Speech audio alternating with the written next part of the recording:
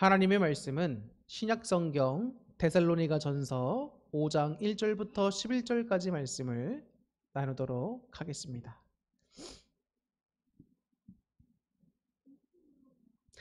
형제들아, 때와 시기에 관하여는 너희에게 쓸 것이 없음은 주의 날이 밤의 도둑같이 이를 줄을 너희 자신이 자세히 알기 때문이라.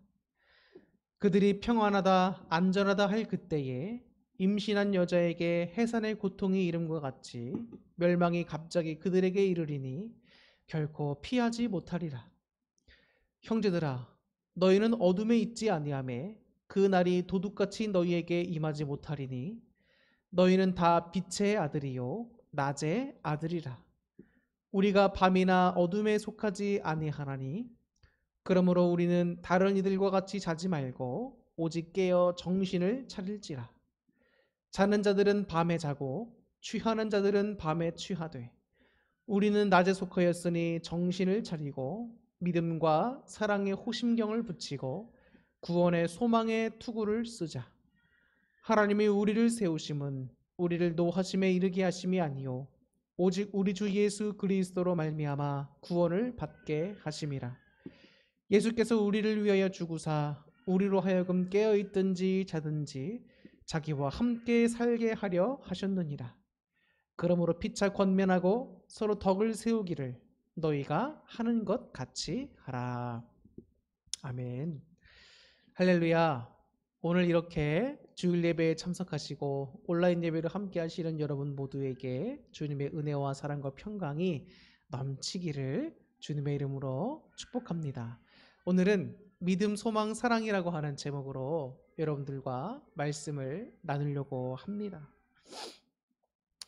이 데살로니가 교회에 바울이 편지, 즉 서신을 써서 보내게 됩니다. 바울이 이 데살로니가에서 복음을 전파했대 이제 약 한 3주간 정도 활동하면서 복음을 전하게 되고 또 유대인들의 심한 대적으로 말미암아 또 대적하는 자들 때문에 말미암아 이제 그곳에 더 이상 머물러 있지 못하고 다른 지역으로 옮겨가게 됩니다. 그런데 이 3주라고 하는 짧은 기간 동안 복음이 전해진 이 데살로니가에서 이제 교회가 형성되게 되고 또 믿는 형제와 자매들이 이제 있게 되는 것이죠. 놀라울 만한 것은 바울이 이 데살로니가 전서를 쓰면서 뭐라고 적느냐면 그들의 믿음의 본이 주변 도시들에게도 전해질 정도로 믿음 생활을 잘하고 있다는 겁니다. 그것에 대해서 항상 하나님께 감사하고 그들을 생각할 때 참 마음이 기쁘다는 거예요. 얼마나 하나님의 귀한 은혜와 역사가 이 데살로니가 교회와 성도들에게 일어났는지 우리가 다시 한번 깨닫게 되는 중요한 서신이라고도 할 수가 있겠지요. 그런데 아무래도 이 3주 정도라고 하는 짧은 기간의 복음이 전해지다 보니까 성도님들이 뭐 이렇게 교리적으로도 그렇지만 또 부활에 관한 문제라든지 여러 가지 신앙의 어떤 그런 궁금증이나 이런 것에 대해서 해결함을 받을 수 있는 것에 한계가 있었어요. 그래서 바울이 이 데살로니가 교회에 만연되어 있었던 주님의 재림의 때에 관한 문제라든지 과연 주님께서 재림하실 때 주의 성도로서 주의 재림을 맞이할 성도가 있을까? 혹은 내가 맞이할 수 있을까? 또 주님의 재림하시기 전에 죽은 우리 형제 자매들은 주님의 재림을 맞을 수 있을까? 뭐 이런 여러저러한 궁금증들이 많이 있었습니다. 그래서 그런 문제에 대해서 바울이 시원하게 또 이렇게 답변을 적어주고 있고 또 주님의 재림이 과거 초대교회 시절에는 임박했다라고 믿었습니다. 그래서 주님께서 이제 곧 오신다라고 생각했었기 때문에 이 데살로니가 교회에 또 어떠한 문제가 생겨나게 됐냐면 자기가 하던 생업들을 다 내려놓고 그냥 주님 오실 날만 기다리고 있던 사람들이 있었습니다.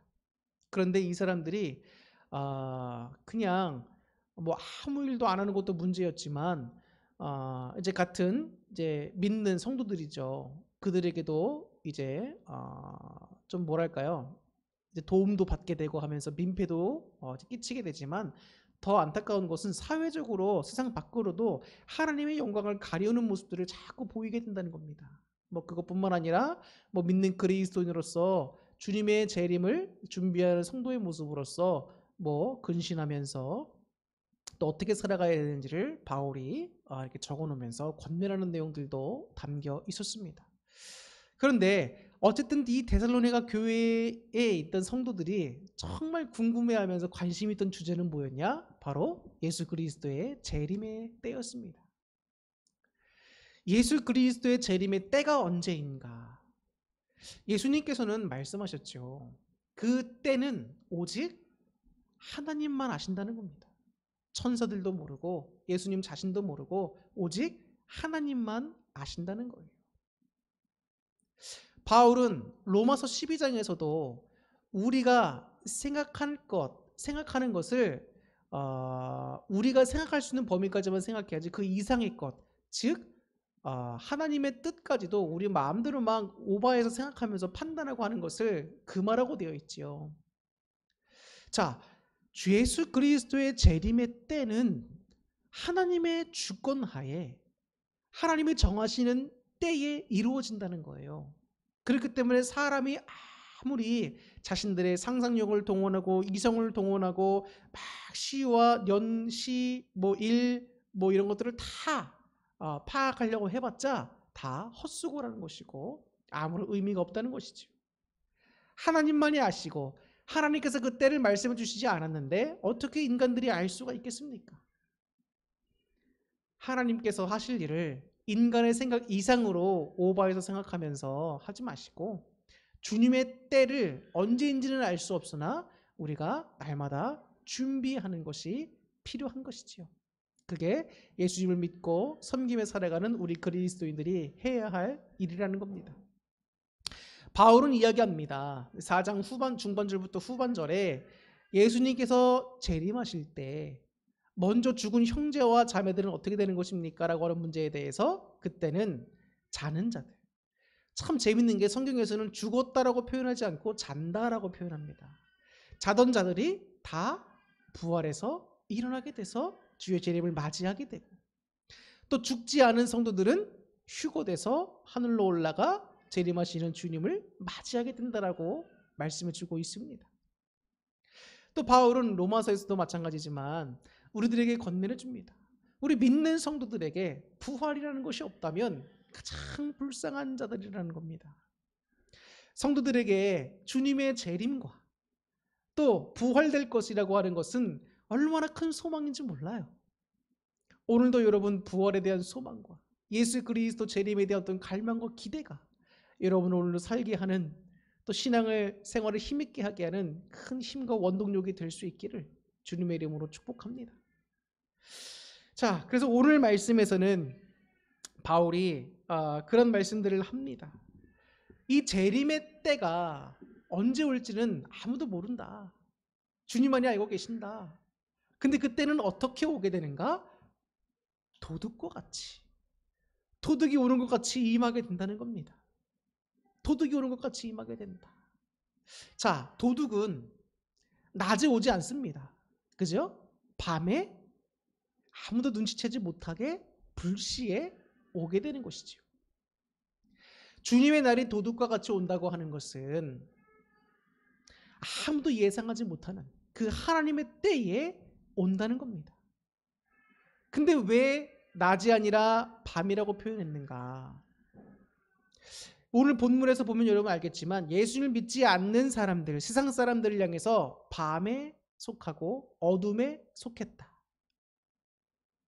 예수님을 믿지 않고 하나님을 대적하거나 혹은 하나님을 무시하거나 혹은 우리 믿는 자들을 핍박하거나 또 아무런 관련이 없는 이런 세상에 사는 사람들, 어둠과 밤에 속해 있는 사람들에게 주님께서 재림하시는 그날은 도둑처럼 밤에 갑작스럽게 예상치 못하게 임하게 되는 때, 즉 심판의 때가 되지만 빛에 속하고 낮에 속해 있는 우리 그리스도인들에게는 주님이 오시는 그날은 느닷없이 오는 것이 아니라 이미 준비된 가운데 은혜로 오게 되는 때라는 것이지요.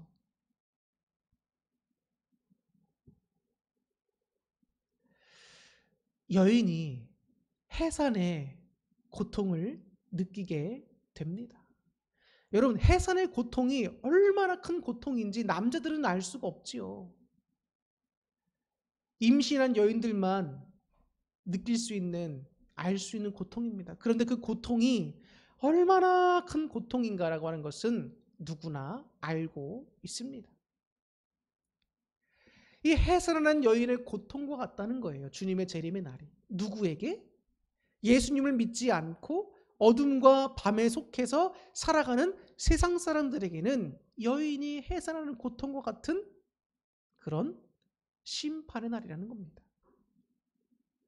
그럼 우리 믿는 자들은 예수님의 재림의 때가 언제인지는 모르나 분명히 그날은 다가온다는 거예요. 그럼 그런 우리는 어떻게 살아가야 하냐는 겁니다.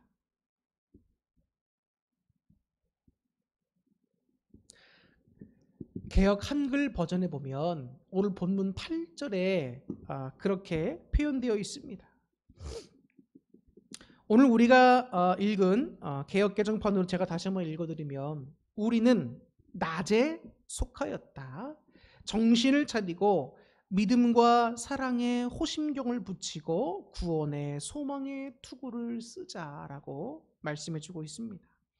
자, 개역 개정판에서는 우리는 낮에 속하였으니 정신을 차리자라고 되어 있고, 개역 한글 버전에서는 우리는 낮에 속하였으니 근신하자라고 되어 있습니다. 근신하자. 근신하자.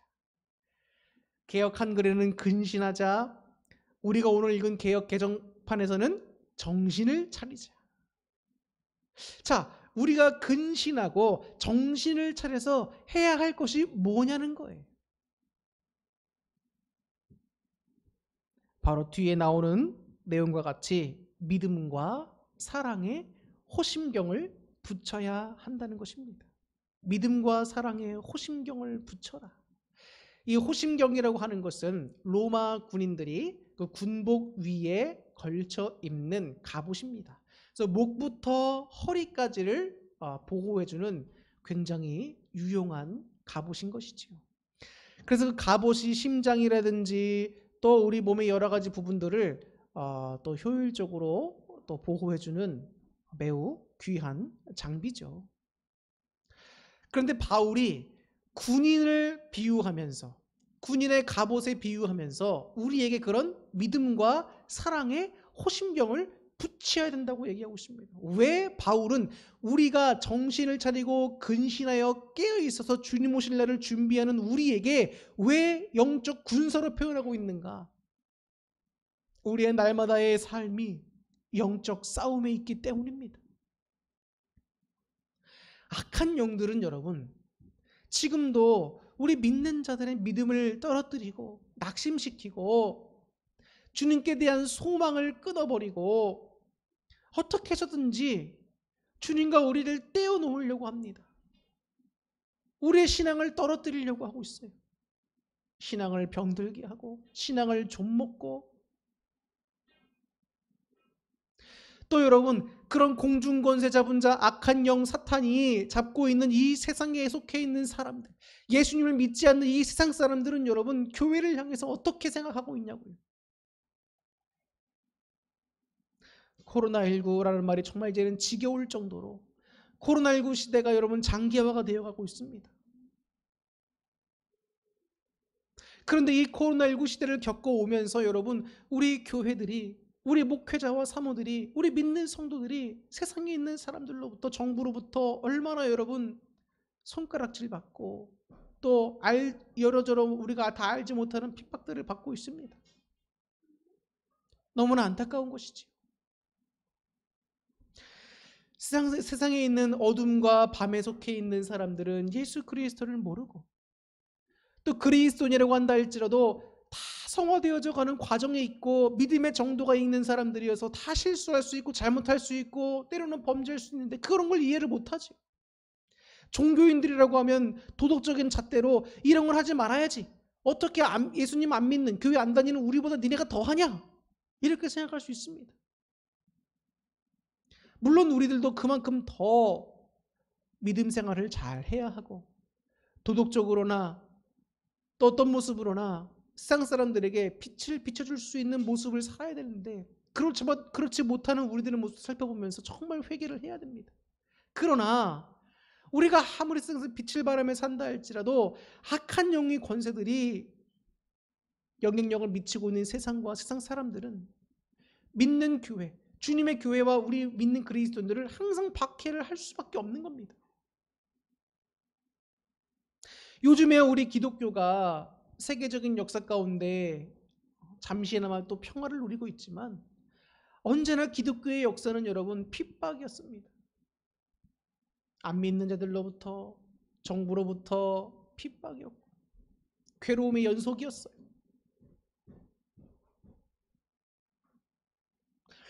여러분, 우리가 지금 코로나19 시대를 맞아서 비대면 시대를 또 우리가 살아가고 있지 않습니까?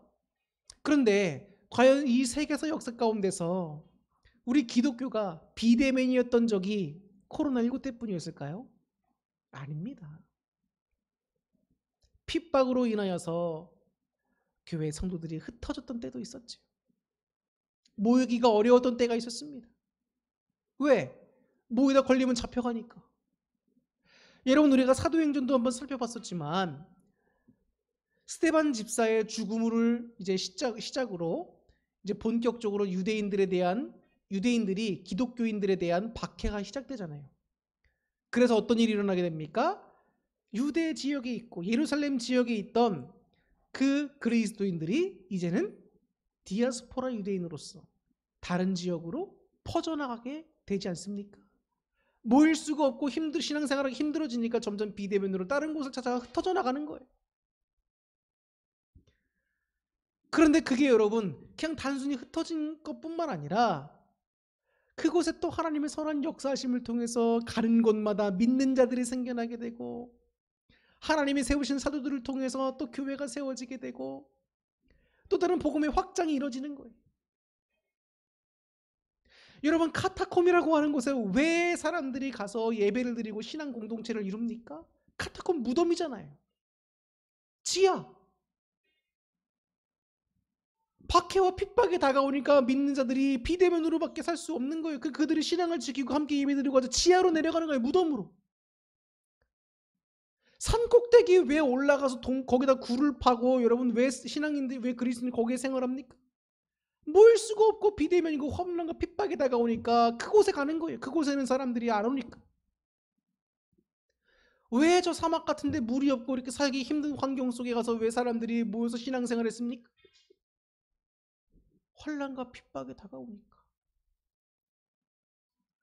여러분, 지금 우리는 정말 정신을 차리고 근신하여 믿음과 사랑의 호심경을 붙여야 합니다. 영적 싸움으로 싸워야 돼요, 여러분. 에베소서에서도 바울이 우리를 군인으로 표현하잖아요. 그러면서 영적 갑옷을 다 갖춰 입어야 한다는 겁니다. 왜? 정신을 차리고 근신해요. 이제는 싸워야 되니까. 악한 영과 계속 싸워야 되니까. 주님 재림하셔서 주님 재림하시는 걸 맞이할 우리가 준비가 된 자들이 되어야 하니까. 근데 그 호심경을 붙였는데 그 호심경이 뭐다? 악한 영들의 치명적인 공격으로부터 나를 방어할 수 있는 내 호심경이 뭐다? 바로 믿음과 사랑이라는 겁니다. 예수 그리스도를 믿는다는 것. 얼마나 여러분 큰 은혜인지 모릅니다. 얼마나 큰 능력이 나에게 덧입혀지는 건지 몰라요. 예수 그리스도를 믿고 섬기게 될 때에 하나님의 자녀가 될 뿐만 아니라 성령이 우리에게 임하셔서 날마다 우리를 강건하시며 보혜사 성령께서 예수 그리스도의 말씀을 기억나게 하시고 하나님께로 자꾸 우리를 인도하게 하시고 하나님의 말씀대로 행하게 자꾸 도와주시지요. 예수 그리스도를 내 안에서 끊임없이 증거하시지요. 우리의 믿음을 자꾸 성숙되게 하시고 더 크게 해주신다는 겁니다. 얼마나 감사한 일인지 몰라요. 믿음이 없이는 구원도 없고 소망도 없고 사랑도 없고 아무것도 이룰 수가 없는 겁니다. 이 믿음이라는 것은 여러분 신앙에 있어서 정말 중요한 요소예요. 핵심적인 요소입니다. 창세기부터 요한계시록까지 이 66권 모두에서 다뤄지고 있는 것이 하나님에 대한 믿음, 신뢰, 예수 그리스도에 대한 믿음, 신뢰라는 거예요. 신뢰, 믿음.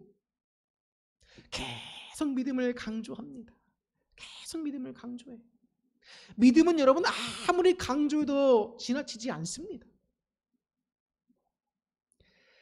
예수 그리스도를 향한 확실한 믿음으로 그 반석이 서 있을 때에 아무리 사탄이 악한 영들이 세상에 있는 사람들이 핍박이 우리를 넘어뜨리려고 우리를 흔들고 때린다 할지라도 우린 다 막아낼 수가 있는 거예요. 믿음의 공동체가 이루어져야 하고 또 하나 사랑의 호심경을 또 붙여야 된다는 거예요. 사랑의 호심경, 믿음과 사랑의 호심경. 사랑은 뭡니까? 믿음으로 예수 그리스도를 믿음으로 하나님의 자녀된 우리가 이 신앙 공동체에 속해 있는 우리 모두가 해야 될 게 뭐냐는 거예요. 공동체를 지키고 나를 지키고 더 나아가 더 넓은 우리 믿는 그리스도의 공동체를 지킬 수 있는 그 힘이 무엇냐는 겁니다. 바로 사랑이라는 거예요. 사랑. 우리가 요한일서도 살펴보고 요한복음도 살펴보고 계속 살펴봤지만 여러분 사랑이에요. 사랑. 예수 그리스도를 믿는 우리 그리스도인들이 어떠한 삶의 모습으로 나타나야 되는 겁니까? 사랑의 모습으로 나타나야 되는 겁니다. 사랑으로 서로를 격려하고 위로하고 복돋아 주고 용기를.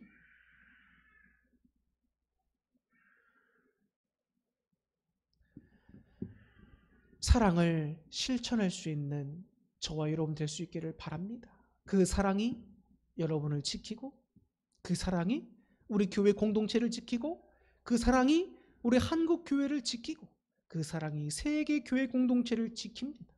더 나아가 그 사랑은 안 믿는 세상 사람들까지도 복음을 전하여 주님께로 인도할 수 있는 역사를 이뤄내지요. 가장 그리스도인을 그리스도인답게 만드는 능력이 뭡니까? 바로 사랑입니다.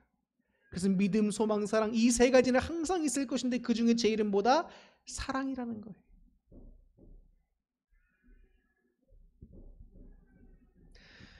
우리 오미크론 요즘도 굉장히 문제지 않습니까? 그런데 이 감리교 아마 선교사 부부인 것 같은데 그들이 이제 나이지리아인가요? 어디 있다가 들어왔는데 그 이제 방역 당국에서 방역하는 그 부에서 이제 그 여러 질문을 하나 봐요. 그러면서 추적 검사를 막 하고 있는데 왜냐면 그 사람들이 확진됐으니까. 그런데 거짓말을 한번 한 것 같습니다. 방역 택시를 타고 이동했다라고 그 택시를 안 탔는데 그 탔다고 이동했다 그래가지고 동선을 놓쳐서 지금 또 굉장히 오미크론 확산하는데 원인이 돼가지고 목사가 부부가 거짓말을 했다 막 이렇게 뭐 또 대서특필되면서 또 기독교가 또 굉장히 어려움을 당하고 있지요. 그래서 모 교회의 담임 목사님이 본인이 잘못한 것도 아니지만 본인의 교회에 또 소속으로 있는 사람이기 때문에 또 사과 성명도 내고 막 하고 있지만 세상 사람들이 곱게 볼 리가 없지요. 저는 너무나 안타깝습니다. 그 안타까운 것이 뭐냐면 첫 번째는 그 목사 부부라고 하는데 그 목사는 여러분 그 우크라이나 사람입니다. 그리고 제가 알고 있기로는 그래요. 그리고 그 아내 되는 사모님께서 이제 한국 사람인데 이제 무슨 이유 때문인지 모르겠지만 하여튼 거짓말을 해준 건 맞아요. 그 잘못된 것이죠. 그런데 그 목사 부부라든지 그 소속되어 있는 교회라든지 또 그 담임 목사나 또 그 속해 있는 성도님들이나 얼마나 많은 고통과 어려움을 겪겠습니까? 또 정작 자신들의 거짓말로 말미암아 자신의 교회뿐만 아니라 또 한국 교회 전체가 또 힘들게 어려움을 겪게 되었다는 사실 때문에 마음이 얼마나 또 괴롭겠냐고요. 세상 사람들은 그들을 향해서 막 욕하고 교회를 향해서 막 욕하고 왜 저렇게 하냐? 목사 사모가 이렇게 거짓말을 하냐? 막 이럴 수 있습니다. 그러나 우리 같이 믿는 한 형제 자매된 우리는 그들에게 여러분 자꾸 질타만 하지 마시고 그들에게 손가락질만 하지 마시고 그들이 회개하게 하시고 그들이 정말 그 낙심되는 마음 주님께 회개하는 마음을 또 받아주셔서 회복시키시며 이제 빛된 삶을 살게 되려고 기도해주고 또 그들로 말미암아 어려움을 겪고 있는 그 교회라든지 또 다른 주변의 영향을 받아서 어려움을 겪고 있는 많은 교회들에게 하나님 주님의 은혜가 있게 해달라고 우린 이렇게 사랑의 기도 좀 해줘야 되지 않겠습니까? 세상 사람들과 똑같이 교회를 비판하고 똑같이 목회자들과 성도를 비판하고만 있다라고 한다면 여러분 그곳에 사랑이 있는 겁니까? 잘못을 감싸주라는 것이 아닙니다. 잘못한 곳에는 회개하도록 기도해주고 그의 신앙과 인격이 성숙될 수 있도록 기도해주고 중보기도 해주는 것이죠. 그러면서도 하나님이 세우신 사람들, 목회자들, 성도들, 교회를 위해서 우리가 함께 기도해줘야 되잖아요. 그래서 본문 11절에 말합니다. 바울이 권면하는 거예요. 피차 권면하고 서로 덕세우기를 너희가 하는 것 같이 하라. 잘하는 사람들은 더 잘하라고 사랑으로 격려해주고 좀 연약하고 부족한 사람들은 사랑으로 함께 품어가며 끌어가주고 사랑의 호심경을 붙이고 사랑으로 행하라는 거예요. 그리고 또 영적 군사된 우리에게 주님의 재림을 준비하고 있는 우리에게 또 하나 무장하라고 하는 것이 뭡니까? 바로 구원의 소망의 투구를 쓰라는 겁니다. 믿음, 소망, 사랑 다 나오고 있지요. 믿음과 사랑의 호심경을 붙이고 마지막으로 뭘 써라? 구원의 소망의 투구를 쓰라는 겁니다. 심장과 더불어서 인간에게 치명타를 입힐 수 있는 것이 바로 머리입니다. 저는 이제 그 사이클 자전거죠. 사이클을 타면서 운동을 하는데 그 사이클 탈 때는 여러 가지 장비들이 많이 필요합니다. 갖춰야 돼요. 그런데 그 중에 가장 중요한 게 뭔지 아십니까? 바로 헬멧입니다. 헬멧. 헬멧을 쓰지 않고 넘어져서 머리를 크게 다쳐서 곤란을 당하는 사람들이 굉장히 많아요. 왜? 머리는 치명타기 때문에. 항상 다른 거는 좀 준비가 덜 됐다 할지라도 헬멧은 꼭 써야 합니다. 그건 마찬가지예요, 여러분. 전쟁에 나가는 사람이 투구를 안 쓰고 나간다는 거는 난 그냥 내 생명 소중하게 생각하지 않는다 이거예요. 바울이 오늘 영적 군사된 우리에게 마지막으로 갖춰야 될 것을 권면하고 있는데 그게 뭐냐는 겁니다. 바로 투구인데 어떤 투구다? 구원의 소망의 투구라는 겁니다. 그냥 구원의 투구가 아니고 소망의 투구가 아니고 구원의 소망을 두는 투구. 구원의 소망이 뭡니까? 예수 그리스도에 대한 소망, 결국은 천국에 대한 소망, 내세에 대한 소망입니다. 이 천국에 대한 소망, 내세에 대한 소망, 구원에 대한 소망은 나이가 젊을수록 건강할수록 일이 형통할수록 잘 안 가지게 되는 것 같아요. 크게 마음에 와닿지 않는 것 같습니다. 그냥 별로 와닿지도 않고 나에게는 먼 구원인 것 같고 그냥 구원 받았다, 예수님 믿으니까 구원 받았다라고만 생각할 것 같고 그러는 경우가 되게 많은 것 같아요. 그런데 우리가 나이를 하나 한 살 먹어가고 우리의 건강이 점점 쇠해져 가고 또 우리가 여러 가지 삶에서 겪는 어려움 가운데 있을 때에 구원에 대한 소망은 더욱더 커지게 됩니다. 이 구원에 대한 소망을 빨리 느끼고 깨달을 수 있는 성숙된 믿음들을 갖는 자들이 정말로 복받은 자들이라고 할 수 있어요. 오늘을 정말 우리가 신앙생활하게 하고 사랑을 실천하게 하는 그 힘과 원동력 되는 게 뭐예요? 바로 예수 그리스도입니다. 그분을 통해서 우리에게 얻게 되는 가장 귀한 선물이 뭐냐는 거예요. 바로 구원이라는 겁니다. 구원, 천국, 내세에 대한 소망. 우리가 살고 있는 이 땅이 끝이 아니라는 거예요, 여러분. 성경에서는 우리 믿는 그리스도인들을 향하여서 나그네라고 표현합니다. 나그네. 본향으로 돌아가야 될 나그네. 우리는 지금 다 나그네처럼 여행 중에 있는 겁니다. 내 것들이 없는 거예요. 언젠간 돌아가야 하는데 그 돌아가야 할 곳이 어디냐? 바로 예수 그리스도를 믿는 믿음으로 말미암아 주어진 천국이라는 겁니다. 그래서 우리 믿는 그리스도인들을 향하여서 우리는 하늘 시민권자, 천국 시민권자들이라는 거예요. 그 소망이 여러분 오늘 우리에게 정말 있습니까? 그리스도인은 그리스도인답게 살게 하고 믿음을 유지하게 하고 사랑을 실천하게 하는 그리스도인은 그리스도인답게 만드는 그 구원의 소망이 오늘 우리에게 있게 달라고 여러분 정말 기도하십시오. 왜 내가 신앙생활하고 자꾸 뜨끈미지근하고 왜 이것밖에 안 되는 거고 성숙되지 않는가? 왜 더 기도하지 않고 왜 더 말씀 따라 살려고 하지 않고 왜 항상 이런 상황에 처해 있는가? 구원에 대한 소망을 한번 점검해 보세요, 여러분.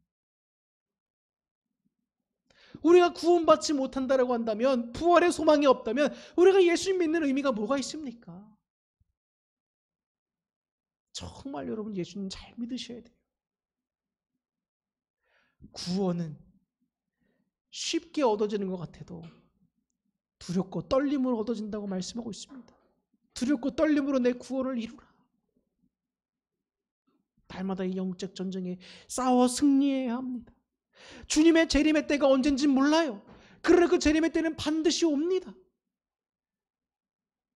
빛에 속해 있어서 하나님께 속해 있고 말씀에 속해 있는 우리들, 낮에 속해 있어서 근신하여 깨어있는 우리들은 어떻게 살아가야 하는가? 오늘 코로나19로 더 비대면 가운데 힘들게 신앙생활하는 우리들은 어디에 더 소망을 두고 어떻게 신앙생활을 해야 되는가?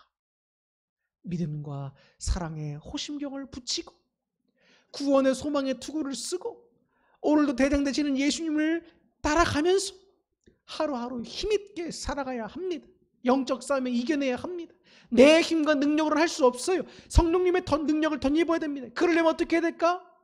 기도해야죠. 기도해야 돼. 기도해야 돼. 기도는 그리스도인의 가장 강력한 무기라고 할 수 있습니다. 믿음을 더 성숙시키고 사랑을 더 행할 수 있게 하고 구원의 소망을 더욱더 크게 가지게 할 수 있는 그 무기가 바로 기도입니다. 기도. 지난주도 말씀을 드렸지만 여러분, 기도할 때 하나님께서 응답해 주신다는 확신과 믿음을 가지시고 여러분 기도하세요. 포기하지 말고. 기도를 잃어버린 신앙생활을 모든 것을 잃어버린 것과 마찬가지인 겁니다. 설교를 마치려고 합니다. 사랑하는 성도 여러분, 믿음, 소망, 사랑, 이 세 가지는 신앙에 있어서 가장 중요한 3대 요소입니다. 코로나19라고 하는 어려운 시대를 살아가는 여러분, 주님의 재림의 때가 가까이 오고 있습니다. 언제인지는 알 수 없으나 반드시 그때는 옵니다. 저와 여러분들 모두 주님의 재림을 다 준비된 가운데 맞이할 수 있는 영광을 누려야 되지 않겠습니까? 주님 오시기 전에 잠든 영혼들은 부활하여 주님을 맞이하고 살아 생전에 주님의 재림하신 것을 맞는 영혼들은 휴거되어 공중에 주님을 만나. 그러려면 우리가 믿음과 사랑의 호심경을 가지고 구원의 소망의 투구를 쓰고 오늘도 기도함 가운데 영적 무기를 손에 쥐고 말씀을 붙잡으면서 날마다 싸워 이겨야 합니다.